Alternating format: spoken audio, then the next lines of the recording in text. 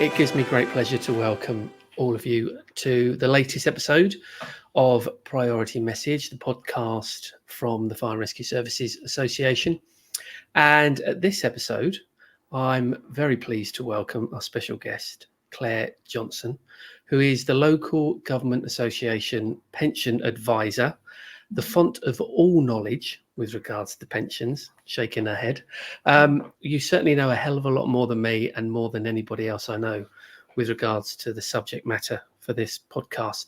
So, Claire, thanks ever so much for joining. I really do appreciate it. You will be providing a public service to hundreds, if not thousands, of in-scope, eligible, on-call retained firefighters across the UK. So thank you very much for your time and welcome. Thank you. Thank you so much for having me. And yes, definitely not the font of all knowledge. You will probably realise that as this podcast progresses. So yes, just bear with me. There is a lot going on in fire pensions right now. And the second options exercise is just one of those things. So yes. Yeah, you have an unenviable job ahead of you with regards to all the stuff that's going on. But again, I'm grateful for your time. So a quick disclaimer, neither of us are financially qualified to give any advice with regards to this podcast, and what will also be a video on our YouTube channel is to provide some clarity with regards to the second options exercise, how we got here, where we're going to be going over the next few months, maybe 12 months, 18 months, and providing some clarity with regards to the forms that people are having sent through on their doormats. And also for us as a trade union to be able to answer the numerous questions that people have with regards to this options exercise. There's a lot of familiar questions that I hope over the next hour or so, however long this is, that we're going to provide answers to, and people can use this as a valuable resource going forward. So that's the legal bits out of the way. What would you think you want to talk about first? Is it the priority order or what would you like? I think that we need to talk about the complexity, if I'm being honest, Tristan. You know, you were involved in the first options exercise, which took place back in 2014. So it was a long time ago now. And I still have the scars. Oh, yes, absolutely. I'm sure we all do. And that was complex enough. But now we're in the middle of what we refer to as Matthews 2, so the second options exercise. And all I can say is that it is much more complicated than I think anybody anticipated. We have regular dialogue with central government about this. And again, we're all sat there going, yeah, we didn't think of that. It's a little bit more complicated than we thought.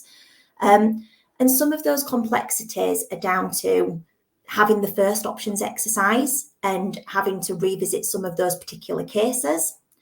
And we've also got as well in the fire world something that's called the Sergeant McLeod remedy, which is the age discrimination remedy, which refers to firefighters moving into the 2015 pension scheme with either no or tapered protection.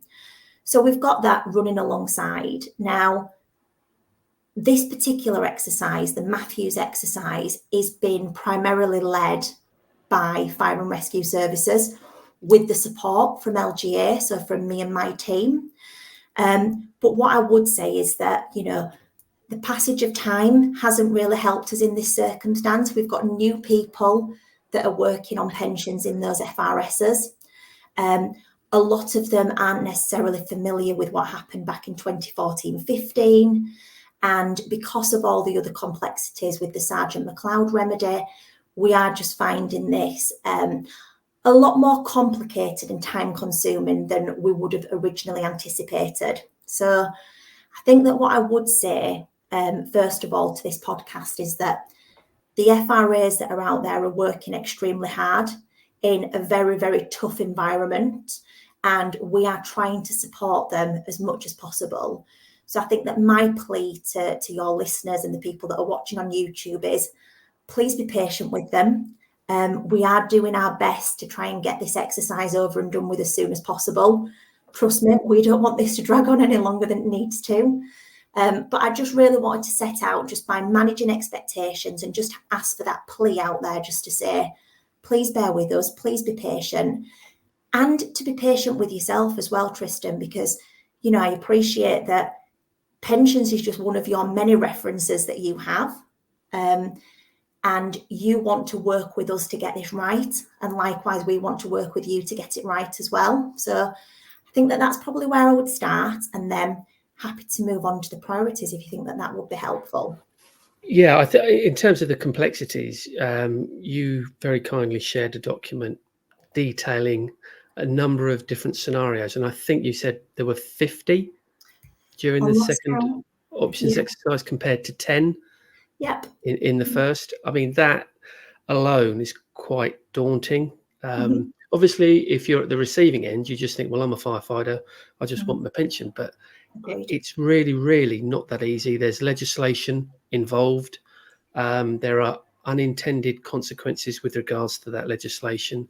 There is legacy legislation, all of which, wrapped together with all the other things that you've mentioned, does make it a really, really difficult process to undertake. And the key is, we've got to get it right so that there isn't a mistake identified further on down the line where we've got to have Matthews 3, because that would be a nightmare for everybody.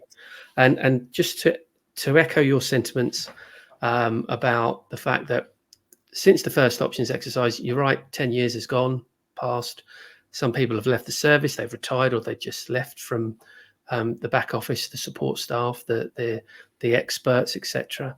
And there are different services at different stages in terms of their preparedness, their resources, their level of knowledge and expertise because of that movement in staff. We've tried to explain that and continue to explain that to our members. Some will be further on down the line because of that. But the key is, and I know you're passionate about this, it's about safeguarding the ability for these eligible people to have the opportunity to exercise their right to take up this option. And I know you're going to talk about it later on with regards to the timescale and the safeguards in that. But just to assure those that are listening, we're all, unions, LGA, Home Office, Fire and Rescue authorities, we're all on the same page with regards to this. We're all pulling in the same direction, and we all want the same thing. Yeah, ultimately, we just want to be able to get it right. And unfortunately, because of some of those complexities that we've already touched on, getting it right isn't as simple as us saying, yep, we can do this statement and it's going to take us 10 minutes to do. There is a lot of thought that needs to go into that statement. So yeah, no, thank you for that. I think that that's really important that we just cover that off from the outset. So we'll move on to priorities, because this is really important as well, because there will be some confusion out there as to why some people are receiving information and others aren't. So I'm just going to put this on the screen and allow you to talk us through this. Yeah, thank you. So this priority order was put together quite recently. So this is something that the Scheme Advisory Board for England have recently approved. It was approved in their June meeting, and it was approved on the basis of the feedback that we are receiving from FRSAs is that this is very complicated. Some individual FRSs have quite low numbers that they're having to deal with. And when I talk about low numbers, I'm aware of one FRS that's got less than 30 people who are in scope. And then others have over 1,000 individuals who are in scope. Now, when the original timetable was agreed for dealing with the Matthews remedy, it was agreed that from the outset, the regulations would kick in from October. And from that date, FRSs then had 3 months to be able to notify individuals that they were eligible for the Matthews exercise. And then after that point, the member, or the eligible member in this case, would then come back and say, yes, I'm interested. Please send me more information. Now, if you're an FRS that's got quite low numbers, that's quite easy to do in terms of turning it around in your normal day-to-day role. Others just became very overwhelmed, let's say, with the volume of responses that they were receiving. So it seemed important that we set out some sort of structure, both for the FRS, but also for members as well. I feel like it's really important that you understand your own set of circumstances and look at, okay, well, I haven't heard anything yet. Could it be because I'm not in the immediate priority group? So you'll see here, it's split into 3 groups. Now, priority 1 talks about individuals who are due an immediate entitlement. So these are people who they may not have benefits in payment at the moment, but as soon as they make an election under this remedy, benefits will come into payment immediately. It could also be people that have got a benefit that's in payment and they're actually due a top-up of those benefits. It could be individuals who've got a deferred benefit that are sat there that are now over age 60 and they can have that deferred benefit entitlement. And it could also be individuals as well who have left the service prior, but left on ill health grounds. And again, once this has all been dealt with, their ill health pension could come into payment immediately as well. So what we're saying is that when you're receiving your expression of interest back, the FRSs need to be looking, what cohort does this particular person fit into? If they're a priority 1 cohort, then they need to be looking at dealing with those as soon as reasonably possible.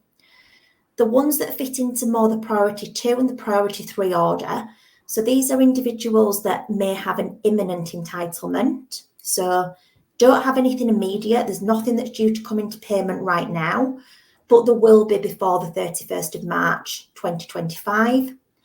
They're then dealt with next. And then the final cohort, priority 3, are individuals who we would probably class these as either special firefighters or special deferred members, but because of their age, they're not entitled to become a special pensioner member any time between now and the 31st of March 2025.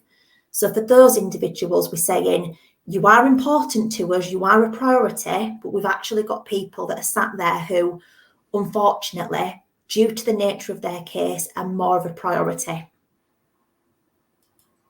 So I think that makes complete sense, purely on the basis that there is a huge amount of work to be undertaken, and you've rightly identified that some services, well, London hasn't got any, so they haven't got a problem at all. There are other services that have got very few on-call retained firefighters, and there are others, Kent, Devon and Somerset, etc., that have hundreds and hundreds. Yes. So there does need to be a priority list, and I think the priority list that's been agreed that you've talked us through just then is absolutely the right one. So the ones who will receive payment at the earliest possible opportunity are the ones who are being prioritised. The Yes. others are ones that, it's really an admin process in preparation for when they do become in receipt of their pension. So I think now that you've explained it and people have digested that, I think a lot of people will understand, because very often we're contacted with people who are saying, well, I don't understand, I've not heard anything. Panic, panic, panic. Obviously, we've got this timescale and these originally hard stops in terms of deadlines. So people were worried that they were going to miss the boat. Yeah. But you providing that clarity, and you're going to provide even more clarity later on, I think will provide a lot of reassurance to people listening. Yeah, we certainly don't want anyone missing out on this. And, the work that we're doing with central government around ensuring people don't miss out, and we will cover it towards the latter end of this podcast. But that to me is a non-negotiable. Again, it's just a case of having some patience, which I know I appreciate is really difficult. I'm the most impatient person in the world, I can assure you of that. But again, it's just trying to manage those member expectations out there that, your case will be dealt with. You don't need to be ringing your FRS or your former FRS on a weekly basis. that won't change anything. All that will do is distract them from the task in hand. So that's really unhelpful. But we do appreciate, though, that this has been rumbling on for quite some time now. And people, are getting towards the end of the frustrations, really, and want things to be addressed as soon as possible. So we are certainly trying to do that, which is why we felt that having a priority order that was factually based on circumstances rather than on who shouts the loudest was the best solution for all members concerned. So would I be right in saying that by now, so we're recording this on the 20th of August, everybody should have received their expression of interest form? So that would certainly be my expectation in terms of, so first of all, they should have been informed that they're actually eligible. And if they haven't received their expressions of interest form, I would have expected a communication from the FRS explaining to them when that can be received or when that's expected to be received. Now, obviously, the FRS only know about who they know about. So, it might be potentially that you're not actually on one of their lists out there. So definitely go out and check that if you've got any concerns. And make sure that you are deemed as in scope for the remedy, because that could be one of the reasons why nobody's written to you. And once that has then been addressed, I would then expect the FRS to, manage that member's expectations around next steps and member communications. So if you've not received anything and you think that you are in scope, you're eligible, do exactly as you said. If you have received your expression of interest form and you've returned it, you are in the system and you can relax. It's just a case of what priority you're in. And if you're in a brigade that's got a high number of on-call retained firefighters, there is no surprise that there will be some delay in receiving further paperwork. Yeah, absolutely.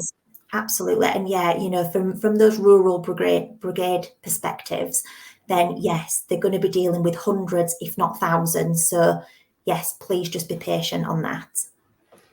Okay. So we will be looking at one of the forms, one of the templates that has been devised centrally for all fire authorities to use as they wish. But there's a caveat to how it looks, isn't there? Did you want to cover that? Yeah, I think that there is really. So our role at the LGA is to try and provide consistency across the sector. I say this quite a lot. We've got a national pension scheme, but dependent upon what FRS you're associated with, you might find yourself, being dealt with slightly differently or in different timescales. Unfortunately, that is something at the moment that is out of my control. The FRS have to decide, what their timescales look like as long as they're within the legislation. Now, one way that we've looked to support FRSs is in relation to the statements, so the member communications that are going to be going out to individuals, which really set out your entitlement under the Matthews second options exercise. What we have found, however, though, is that sometimes our standard templates don't actually work for that particular FRS. They feel that they will be able to communicate it better to members by altering our template. And if I can be really honest with you, Tristan, I'm quite relaxed about that because I just feel that it's their exercise to communicate. And absolutely, it will definitely be them that are dealing with any member fallout from this. So if they can do something to make their life easier, absolutely do it. But where possible, there are certain elements of the template that we've said, well, these are non-negotiable. You can rejig them, you can put them into different orders, you can add more caveats, more notes, etc., less notes, but this is the bare minimum information that should be included. So I think that that's what we're going to show now, aren't we? So we've got a template, which I think you're going to do a little screen share of, which identifies all of sort of like the non-negotiable areas. Here we go. This is where watching the video is going to be preferable compared to the podcast, but we'll try and describe it as much as we possibly can. So this is there'll be the odd change in words. So this is a special pensioner member form that if you fell into that criteria, you will be receiving. Obviously, the personal details, I filled some bits in there just rather than to leave it blank. So you'll have your name, your national insurance number, your payroll number, your date of birth, date of leaving, because this is a pensioner form. Now, where it says date you became a member of the Firefighters Pension Scheme 2006, what would that say? So in some circumstances, that would be left blank, or it would say not applicable. In other circumstances, that could say that you joined on a certain date. So the earliest date that you could have joined the FPS 2006 would have been the 6th of April 2006. That was when the 2006 scheme was first introduced. So that would be the earliest date that we would expect to see on there. But as I say, that would be different for everybody because not everyone decided to join at that point. And again, I feel like this is quite important that we cover this now. So what I've always found with firefighters is that they like to compare documents to other people on their watch. And with these statements of details, they are so individual. They're so based on your own individual circumstances that just because there's someone on your watch or on your former watch or station, etc., that has information on there and yours is blank, that doesn't mean that yours is wrong. It's based on your set of circumstances. Yeah, you're absolutely right. And, every on-call station's individual. And this is a perfect example of that. So you could have served with somebody, but you may have started a lot earlier or later. You may have left a lot earlier or later. You might have been on a full retainer. You might have been on a 3/4 retainer. You might have been available a lot more than your colleague or available a lot less. All of which, and you might also be of a different, as it was back in the day, a rank, all of which added together can mean that there's a huge difference in your earnings and therefore the value of your pension. So just because you served with, Joe Bloggs at the same station in the same brigade doesn't mean that your entitlements are necessarily going to be the same or anywhere near the same. Yeah, no, completely agree there. And I think that that's where a lot of individuals, they get very caught up on that issue around, well, we were on the same shift, we started relatively at the same time, but there's a big discrepancy in my benefits. And when you actually work through the document and you see where those discrepancies are, it might have been around pay, could have been around service, etc., then that's where those differences come in. Okay. Confirmed member of the 1992 scheme. Yeah. So there are some provisions in the regulations which allow, if you are an existing member of the 1992 scheme, they may give you alternative benefit options. So again, if that is the case for yourself, you'll see in this box that it's a yes, and your statement will be clearly set out for what that means for you. But again, if you have only ever been retained, then that is very unlikely because the 1992 scheme was only open to whole-time firefighters. Okay, excellent. And the date of calculation and date interest calculated to is likely to be a more recent date when they receive this? Yeah, absolutely. And I think that feeds into some of the other discussion points that we were going to have throughout this, Tristan, around once this information is sent out to an individual, it is only relevant on that particular date, if that makes sense. Yes. So if you receive this calculation, let's say today, but you don't respond for another 6 weeks, then the interest will need to be recalculated and brought up to real time. So you will see that there's, again, a change in figures. There shouldn't be a change in any retrospective figures, so we shouldn't be addressing the pay that we've included or the service. This is there to just inform the interest calculation. So this is a snapshot in time that, as time elapses, it is going to change, but not by a huge amount, but it will. No, we're talking pence, you know, not hundreds of pounds or anything like that. It'd be quite minimal. Okay, so carrying on back onto the form, we've got benefits relating to the second options exercise, which is obviously what we're talking about. And there will be a period which you may purchase, a to and a from period. Yeah. And that to and from period, in this case, I think will be the date that they've joined the service. Yep. As a retained firefighter. Yeah. Yes. And that second date would be? So the second date will be the sooner of either the 31st of March 2015, because that is the last possible date for the second options exercise. So that's a really, really important date for people to remember. Yeah. And that's going to be the case even if individuals are still employed, Tristan, because again, it's worth caveating here that the second options exercise only takes us to a point in time, and that point in time is March 2025.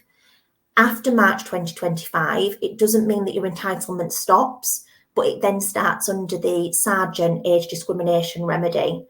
So if you find yourself in that circumstance whereby you have retained service that falls over the 1st of April 2015, it's very likely that you'll need to make a decision based on the second options exercise in the first instance, and then your FRS will be in touch about the next piece of the jigsaw, which brings things up to date for the sergeant side of things. Now, I say that it's the earlier of the 31st of March 2015, or if individuals did choose to become a member of the 2006 scheme and they've then chosen to opt out, it could be up to their opt-out date if that's earlier than the March 15 date. Okay, that's really, really helpful. Okay, and then if no conversion to pension, the lump sum is, and there's an estimate of what the lump sum, so the annual pension that the individual can receive is then displayed there. And then it goes on to talk about conversion into a lump sum. Yeah.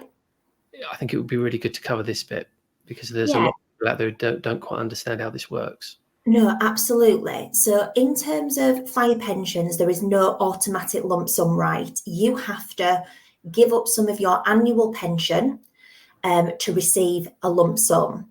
So the box a little bit further above, if you just go slightly above with your cursor, perfect, thank you, I've got them all on the screen now. So if no conversion options are selected, you will see that there's a value of pension that's put in there. Now, if you choose to convert, and you can have a maximum conversion option of up to 25% of your pension pot, then you will see that your annual pension will reduce because you've given up some of that annual pension, and that has then been converted into a tax-free lump sum figure. The lump sum figure is one-off, so once you've had it and spent it, that's it. You're not going to be getting any further. The annual pension will continue up until the point of your death, which I know sounds very grim for a Tuesday afternoon when we're recording this, but you know, we do get a lot of questions around, particularly when you think about private pensions, that once they've been dealt with up to a certain amount, that's it, then the pension stops. This pension will continue for life, but there'll be no further lump sums that are payable. Okay, and would I be correct in saying that that lump sum, so the conversion, is up to anything between 0 and 25%? It is. And actually determine the figure, there are some commutation factors which have been provided centrally from government. Now, these commutation factors are all age dependent. So the younger you are when you actually claim your pension, the bigger lump sum you can have. Now, in all circumstances, you still give up the same value of pension. So let's say in this circumstance, the pension is £10,000 before conversion. You give up £2,500, so your pension's then reduced down to £7,500. Your lump sum is dependent upon your age.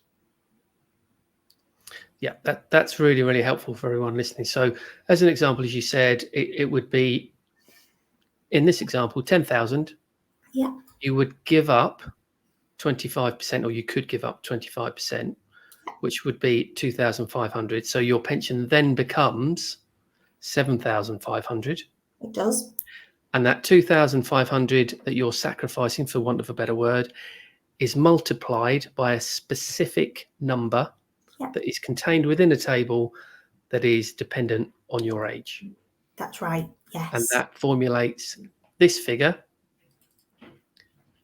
which is the lump sum, which is, and you've highlighted a really important point, that is tax-free. Yes. So that is one of the benefits of taking that lump sum, is that it's tax-free. Yes, that's right. Fantastic. So in that example, I don't know what the commutation figure is, but then that would go to that. Yeah. And if we just used a commutation figure of, say, 20, that would then mean that the lump sum would be £50,000. Yeah. So that just gives you an idea. But those commutation figures, those factors are really important, because, again, this is why you can never compare yourself to somebody else on the station, because if you've got a slightly different date of birth to them and you're bringing your pension into payment at a different age, etc., that will heavily influence how much tax-free lump sum you can have. And that table that contains the relevant numbers isn't cloaked in secrecy. No, absolutely it's not. out there, and if I can, I'll add it to the video so that people can see the sort of numbers that we're talking about. I can dig that out for you and we can share it for the video, Tristan, if that's helpful. That would be fantastic. So if we move down a bit further, we're talking about the total pension and lump sum arrears payment due. Yeah. So remember, this statement is specifically for pensioners. So these are individuals who would find themselves in priority 1 and are due an immediate pension. Now, that immediate pension under the Matthews second options exercise does have an element of backdating. So if an individual is now receiving their benefits, and let's say this individual is 60, but they could have had them paid at 55, this is where these boxes here will be filled in. So this is where we will be discussing the arrears. And the feedback that we've had so far from FRSs is that there are some significant arrears of pension that are due out there, which again is a reason as to why they've fallen into that top category 1, the priority order 1, purely because they are due quite significant sums of money. I think one of the illustrations that come through a couple of weeks ago was from a past member who retired in 2003, I think it was. So you're talking 21 years.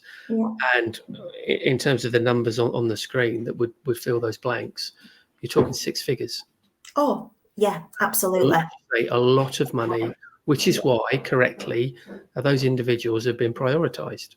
Absolutely. And you can understand as well why those individuals are frustrated that things might not be seemed as much of a priority to them. Yep. Because they are due significant sums of money. But what I do want to say to that is that those sums of money also include interest. So again, this isn't a way of me trying to appease members or anything like that, but the longer that we take to settle your pension and arrears of pension, you will continue to accrue interest on that. So I think that that's something that's quite important to mention as well at this stage. And I'm not going to talk about the formula, how to calculate it, because that is far too complicated. And but it is fair, and I say this from a union perspective, so that there is interest payments on the historical contributions added, but there are also interest payments on the pension that is owed to the individuals. Yes, that's right. So the interest element, I can appreciate out there that it's quite frustrating for individuals to say, well, this is something that I should have had originally. It's taken, for this second options exercise, it's taken 2 court cases for us to get here. Why am I having to pay interest on the monies that I should have been paying correctly at the time? And I really do appreciate that frustration. I feel that, I'm not going to be a sympathiser here for government, but they need to certainly have the same principles carried over for people that owe money to the scheme and people then that are owed money out of the scheme. And from a government perspective, it didn't seem right that we were not paying interest on these backdated pension arrears, because as you said, some of the figures that I've seen are eye-watering, £125,000 plus. For you then to say to that individual, yes, we could have paid you that 21 years ago, but we didn't, and we're not going to give you any interest, that seems grossly unfair. But they can't just do it one way and not the other. So this was a policy decision that was taken during the original options exercise back in 2014, that interest would be given on monies that is due to members, but likewise interest would be charged from members as well. And that's something that was agreed during the first options exercise, that it's not new. It was consulted upon, it was explained, so it's not going to be revisited, and it was deemed to be, I think, by all parties, a fair outcome. Yeah, I think the reasons you've just described. Yeah, I think you could just say that it was probably accepted in the first options exercise. There's been a read across into the second options exercise because we need to try and maintain an element of consistency, and it hasn't been picked up separately as an issue from anyone because it was so well accepted back in 2014.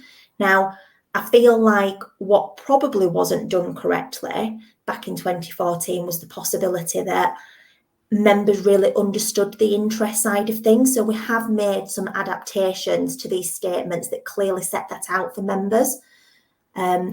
So yeah, I feel like we explain it a lot better this time round, and there were some potential mistakes that happened back in 2014. Yeah, I totally agree. So that covers that box. Now, in terms of this box, I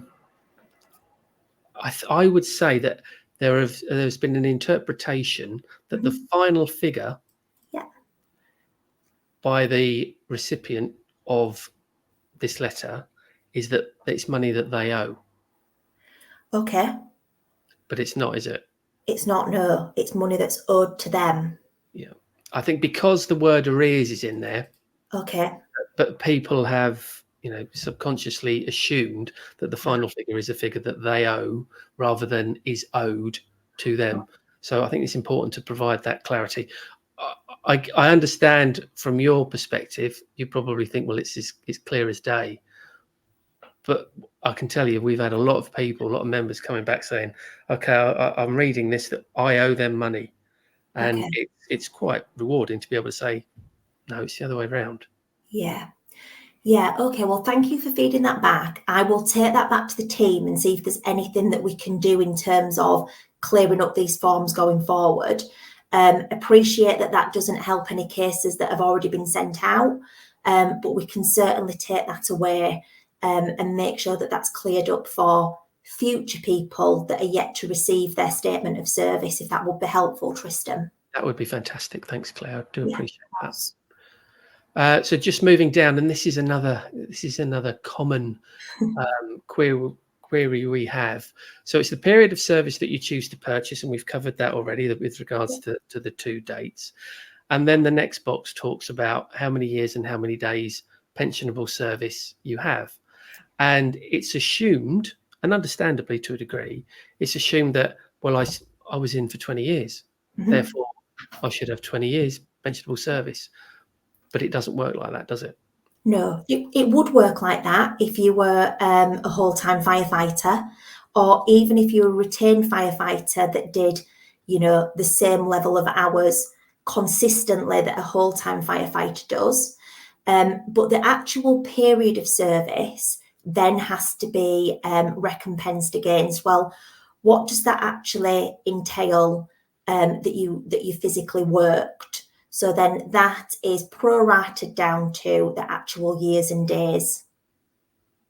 And that's due to how much their earnings are, aren't they? And we're talking about, if you look at today's money, a whole-time firefighter, I think, is on £34,000 or thereabouts, whereas an on-call firefighter is earning probably £5,000, £6,000, £7,000. And that's why there is that disparity between pensionable service, between on-call and whole-time. That's absolutely right. Yes. So it's a very simple formula. It's looking at what a whole-time individual would have worked, and then you are dividing that against what this individual actually worked, and then that's what goes into the years and days box. Okay, fantastic. And then we come to the last bit: contributions owed. The amount of special pension contributions payable in respect of the period you are purchasing, and then it's broken down again. Yes, and this is where I feel that we've got a little bit better this time round around breaking down interest, showing tax relief that members are receiving, etc. So the top line there is the actual total, and that includes interest and tax relief. But then to try and make these statements as simple to understand as possible, we've then drawn out exactly what is interest on contributions that's owed, and what tax relief you're receiving for that as well. So that then gives you, if you minus, plus and minus those figures, that then gives you your net total. And another question that we're commonly asked is the interest calculated on gross or net contributions? So the interest, from my understanding, is calculated on the net contributions. Which will be of some relief to Yes. a lot of the listeners and viewers. Now, just scrolling further down, we're at the end of this, but this is a really, really important part of the form. Obviously, you've got your details of when you started, period you left, who your employer was, and you may have more than one employer. You may have moved services with continuous service, and the stations that you were based at. But in terms of the actual pension pay and the reference pay that will be included in this, would you be able to talk us through this? Because there's a lot of people who understandably are confused by this. Once you explain it, everything will fall into place. Yeah, so the actual pensionable pay that you've received is the physical money that you've earned from doing that particular task. Now, what you will also see on here, that you've adapted it slightly to say, or 25% of reference pay. Now, the reason why the 25% of reference pay has been included is because some of these cases go back decades. I'm aware of an individual that goes back to 1965. Now, under GDPR, there are only certain requirements for FRAs to keep records for a certain period of time. So it was acknowledged in the consultation, because we're allowing individuals to go back to the beginning of their unbroken retained service, some as early as 1965, the FRS will not have records on there. So it's like, well, what do you do? What do you then assume? Do you just assume that, we take an average of what we do know and apply that going backwards? How fair is that for an individual?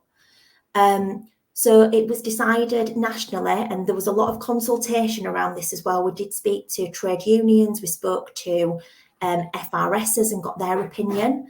And it was then decided that if there is no data and the individual concerned cannot provide any data, because I am aware some firefighters are very meticulous with their filing, they might have payslips, etc., then the default position is that you use 25% of reference pay. So the reference pay is the whole time equivalent pay that a firefighter would receive if they were working full time for that period. So if you were a retained firefighter, your comparator is a whole-time firefighter. If you were a retained, what was leading firefighter, it would be a whole-time leading firefighter. Yes, yes, it would. So yeah, that's where we've come from there with those figures. We felt that was the fairest thing to do. There is an option there for individuals to challenge that if they've got robust evidence. So again, I feel like that's something that's worthwhile considering. And the 25%, we didn't just pluck that out of thin air. We felt that, going for a figure higher than 25%, and I'm sure there's some listeners and some viewers that are saying, well, I probably did more like 50% as a retained firefighter, particularly back in the 70s and 80s. But we felt that by going for that, without any robust evidence backing it, we could potentially be pricing people out of this retained options exercise, because the amount that then you pay and the amount of benefit that you get from it is all based on these pay calculations here. So we needed to be fair across the board, and we didn't want to price anybody out of the situation, which is why the 25% was deemed reasonable. Okay. That has made it extremely clear, and for anybody listening or watching, I'm sure they're grateful for that clarification, because when you just see a load of numbers there, it can be quite mind-blowing, not understanding what they mean. But you've explained that brilliantly. So again, I'm grateful. So is there anything, before I close that screen down, is there anything you wanted to cover before we move on? I don't think so, not from a statement perspective. I mean, what I would say is that the statement that we've run through today is for a pensioner. Yes. We do have over 50 different scenarios, and the statements will look slightly different. So if you're receiving your statement and things don't align, then please be mindful of it could be because your circumstances are slightly different to the one that we're presenting. This was a very straightforward pensioner case who did not elect for any benefits in the original options exercise. Now, if you've elected for benefits under the original options exercise back in 2014, what we've just gone through will look slightly different for you. And what I would say as well is that we've got some excellent people that work at the FRSs that are involved in this project. And if you've got any questions about it, just go to them in the first instance and you know, just explain to them what bits that you don't understand, what bits that you feel don't sit right with you, and would certainly recommend that approach rather than going to a financial advisor to start with to say, does my information look right? Financial advisor will not be able to help you with that, but somebody at the FRS will be able to say, this is where we've drawn all of the information from, this is where we've used assumptions, and this is where we've used your own pay records. So I'll just take that away. So just to follow up from that, one of the queries I had was about the ability to check for accuracy of financial information. But what you're quite rightly suggesting is that there is a conversation between the individual and the Fire and Rescue Authority. Yes, yeah. that is the starting point. You know, not even coming to yourself, Tristan. I'm not trying to do you out of work here or anything, but in the first instance, in the first instance, definitely have that conversation. And then if there's something that you don't understand or you want to challenge, then that is probably where your involvement and other FRSA officials' involvement could probably start from. Yeah, absolutely. And also having that relationship between the union and the fire authority as well is really, really helpful, because it's not one side against the other. We've actually got a heck of a lot in common and we want the same thing. So if we can help manage, as you said, manage expectations with regards to the individuals involved, that's exactly what we want to do. There was something I did note down that I thought would be really useful to mention. You spoke about unbroken service. Yes. So just for absolute clarity, my understanding is that if you had even just 1 day of broken service between one authority and another, or even rejoining the same authority for whatever reason that might be possible, unfortunately, you will not be eligible for that whole period. So in a nutshell, yes. However, it will depend on when that period of unbroken service happened, because if it happened within the eligibility period, and I don't know whether you've got a slide that demonstrates that, Tristan, around the actual in-scope periods, because if it happens during that, perfect here. So if the broken service happens before the 7th of April 2000, then that period has to be out of scope. The regulations don't allow it.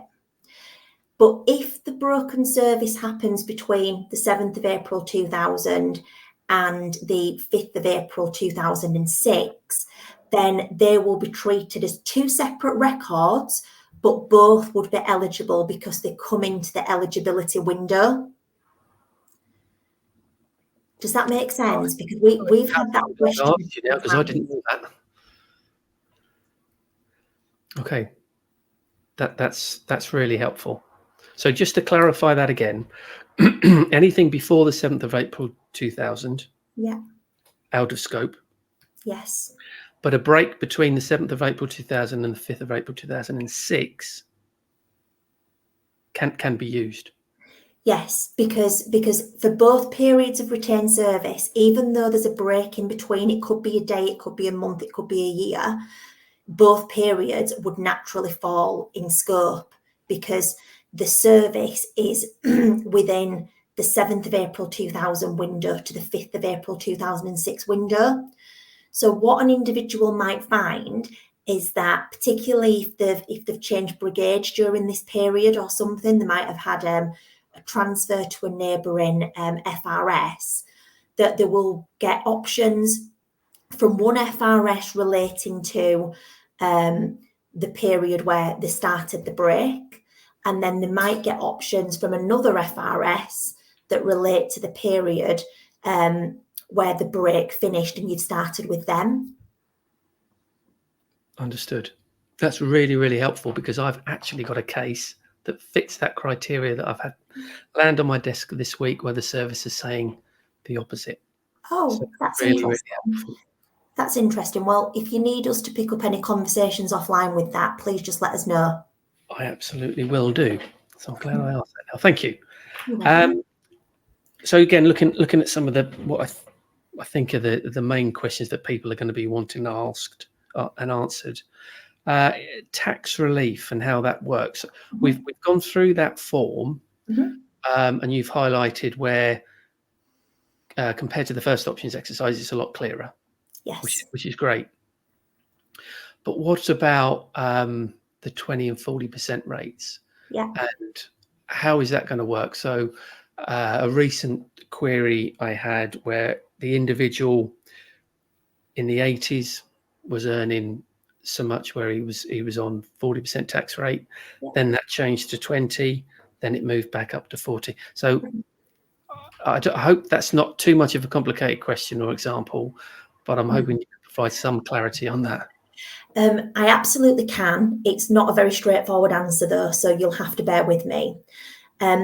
The calculator that FRSs use to work out all these figures, because there is a standard calculator that they use, automatically assumes basic rate tax relief. So that is what's built into the calculations. Now, there will be some circumstances whereby the FRS can automatically see from your employment record that you are not a basic rate taxpayer. Now, most of these will centre around being dual retained and whole time. They will get a full picture there of your tax position. FRSs, though, unfortunately, are not mind readers. They do not know what your taxable earnings are on any other employment. And we appreciate that some, particularly retained, do have other employment as well.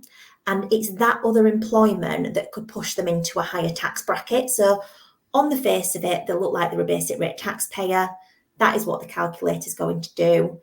If the FRS can clearly see, actually, you're not a basic rate taxpayer because we know you've got another record with us, whether it be whole time or in a green book position that pushes you higher, then there is a way that FRSs can then send this information to the Government Actuaries Department that can clearly specify to them, these are the years that are in question where this individual is a higher rate taxpayer.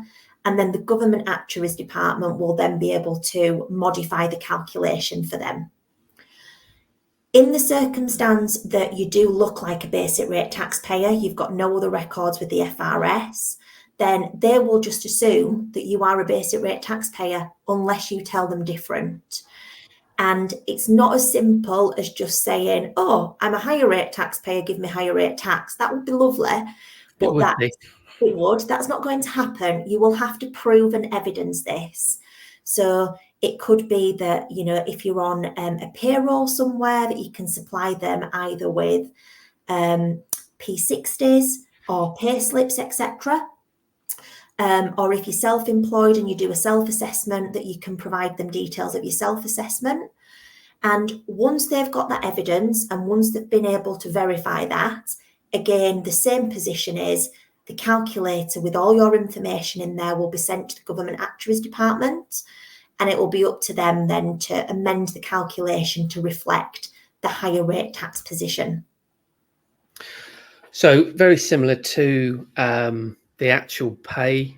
If the individual has that evidence, yeah, then supply the evidence. If the file authority doesn't already have it within their particular records. Yes. Plain devil's advocate, if the individual knows or recalls being a higher rate taxpayer, the fire service doesn't have any record of that, and the individual hasn't got any record of that or can't get hold of any record of that, is that a case of tough luck, I'm afraid? I'm sorry. It's, it all has to be evidenced. This is something that's going to be paid from taxpayers, and we can't simply just accept someone's word of mouth that this has actually happened. It's all legislated for. We need to be really cautious of how we use public money, and we can't. It's not just oh, well, I'm really good friends with the chief, or I'm really good friends with someone who's working on this exercise and they'll see me right. It's not like that, I'm afraid. It all needs to be evidence-based. Yeah, understood. In terms of contacting, you might not know this. In terms of contacting HMRC, I don't know how far back their records go, whether that's a viable route. I mean, to be honest, we liaise with HMRC quite a lot, and we really struggle in our field as well. I think that the first step would be to probably go to or contact your local tax office and ask them the question. Some areas might be better than others, which again, is not helpful when we've got a national body, but they are dealt with regionally. Yeah, okay. Again, it's providing that clarity. You might not like the answer if the answer is tough. Yeah. Not that anybody wants to say that. But everybody knows where they stand by providing that clarity with regards to tax. So for me, the good news is if you were a 40% taxpayer and you've got the evidence, you are going to be able to have a calculation where you get that extra tax relief. Yeah, which absolutely. is a positive. Yeah. Okay, wonderful.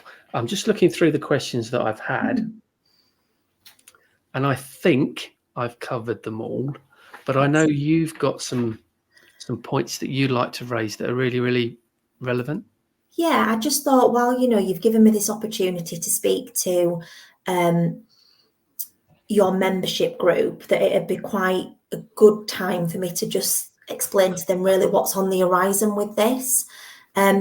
We talked right at the top of the podcast quite a lot around making sure that we get this right and making sure that we've got enough time to get this right. Now, again, I'm sure that your listeners and viewers will be aware that there is a deadline for the second options exercise, and that deadline is rapidly approaching.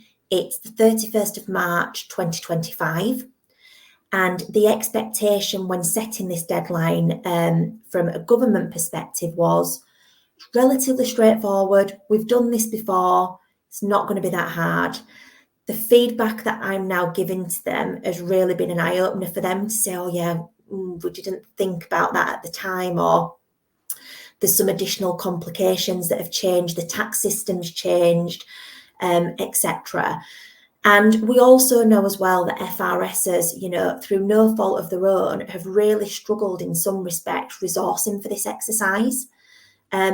Because, you don't necessarily need a full-time pensions manager sat in an FRS that deals with pensions every day, particularly if you only employ a few hundred firefighters in the first instance.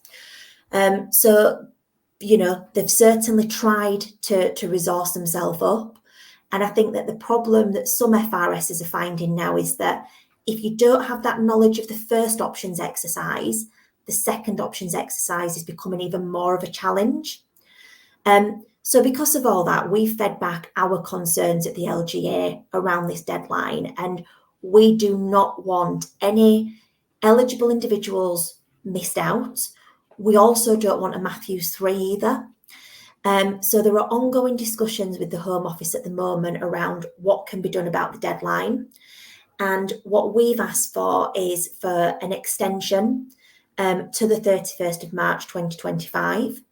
And we expect that this is something that's going to be consulted on relatively soon. They'll be going out to the sector and just making sure that this is the consensus. We do need an extension.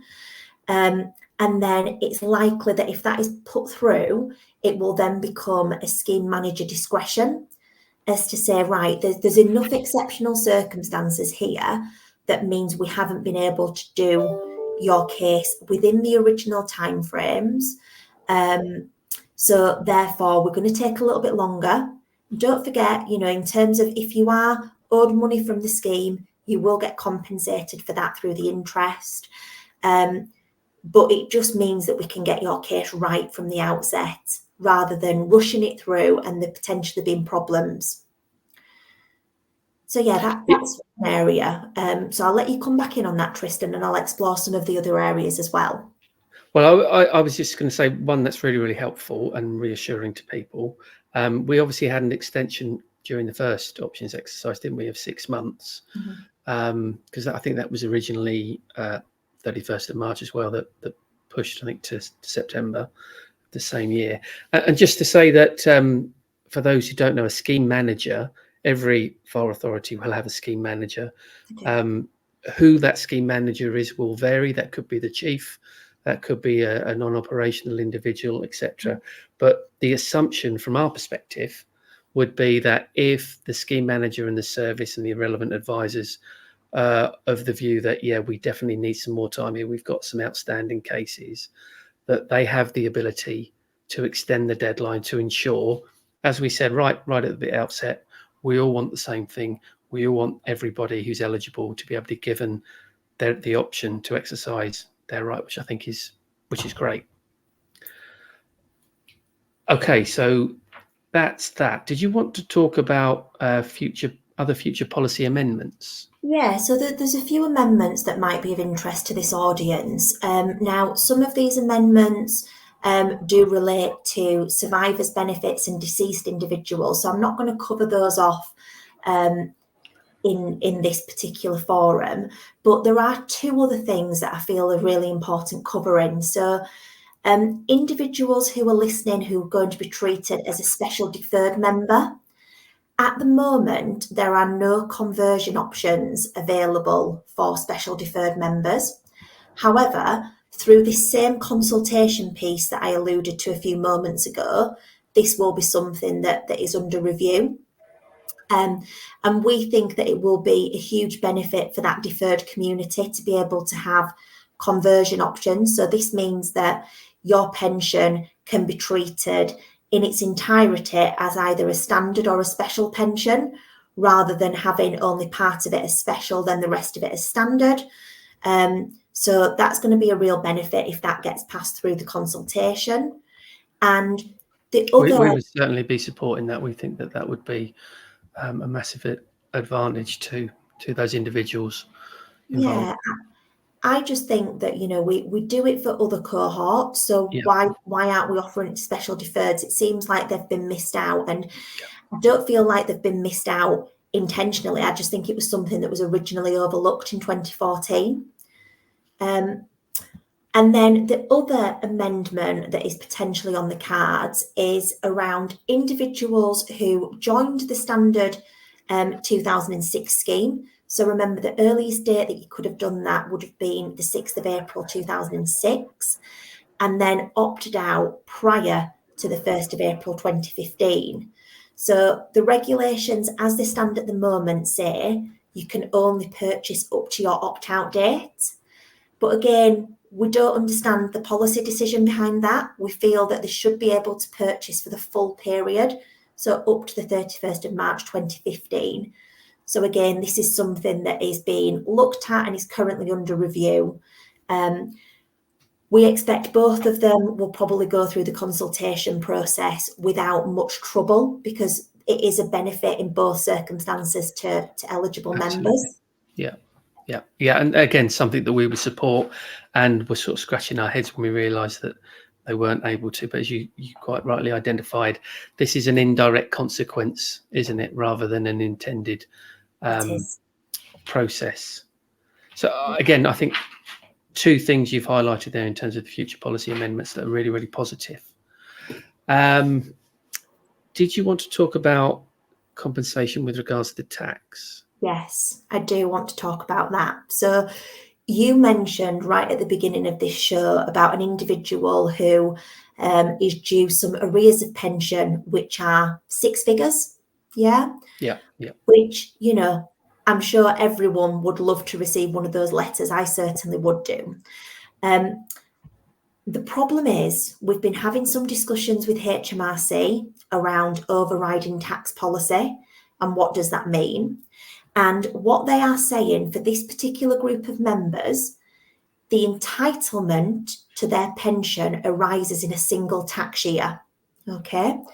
So that means that at the point that those arrears of pensions are paid, you are to utilise your tax allowance in that year. And if you are owed 6 figures in this particular case, you are potentially jumping from not just a basic rate taxpayer, but to an additional rate taxpayer. So somebody might be under the impression that they would receive, they'd have to pay tax on it, but it would just be at basic rate. But actually they might find themselves quite out of pocket from a tax situation. Unfortunately, there's nothing that we can do about HMRC overriding policy. We can't touch that. It is what it is. We need to accept it. We are therefore having discussions with the Home Office around what can we do to compensate these individuals, because if this remedy had been dealt with at the time, then they would have potentially just been a basic rate taxpayer. And it seems grossly unfair that now they're having to pay potentially in some circumstances 60% tax, whereas they would have only paid 20% tax. Now, those conversations are very much in its infancy. I can't commit to anything on this particular forum, but what I do want to say is that things are progressing really well. Home Office have acknowledged that there is an issue, and they are looking at ways to try and remedy this. And one of the ways that this could be remedied is through compensation. So how that would work in practice, and again, there's a lot of hurdles to overcome here, but how that would work in practice is that the member pays the correct tax at the time to HMRC. The member can then demonstrate what tax year that should have fallen into, and they can then demonstrate that they would have just been a basic rate taxpayer in that particular year. All of that evidence is then shared with the scheme manager. So as you mentioned, Tristan, that could be the chief fire officer, it could be the HR director, finance director, whoever. And they would then look at the evidence and say, yep, I agree, here's your compensation payment. So that's how it works in my mind. That's what I'm wanting to see. But we are very much at the infancy of these discussions. What I would say to people that are listening in today is, do not let this delay you making your choices. Accept what you're being offered, pay the tax, because we all have to do that. I don't want to see anyone in any newspapers because they've refused to pay the tax to HMRC. And give me and my team the opportunity to continue these discussions with Home Office, and we will actively work on a compensation solution for you. So that's yet another example throughout the whole, we've been on over an hour now, that the really positive thing is every time that has been identified where we've got as I said, an indirect consequence, etc. Mhm. You, the team, the LGA, Home Office, have tried to find a practical solution rather Mhm. than just shrug your shoulders and take an attitude of saying, well, you're going to get some money. It might not be as much as what it could have been, but hey, you shouldn't moan. I love the fact that you're trying to make this workable and as fair as possible. So I cannot thank you enough for all the work that you do behind the scenes, because you will be having, I know it's not agreed yet, but potentially you could be having a positive impact on the lives of thousands of people due to the work you're doing. Not just on that, but on all the other bits that we've spoken about over the last hour. So that's really positive. Was there anything else that you wanted to particularly cover? I Was it don't think Sergeant so. or anything? Yeah, so I think on the Sergeant remedy point, I mean that is for a whole new podcast. Yeah. So let's not get too much into the detail there.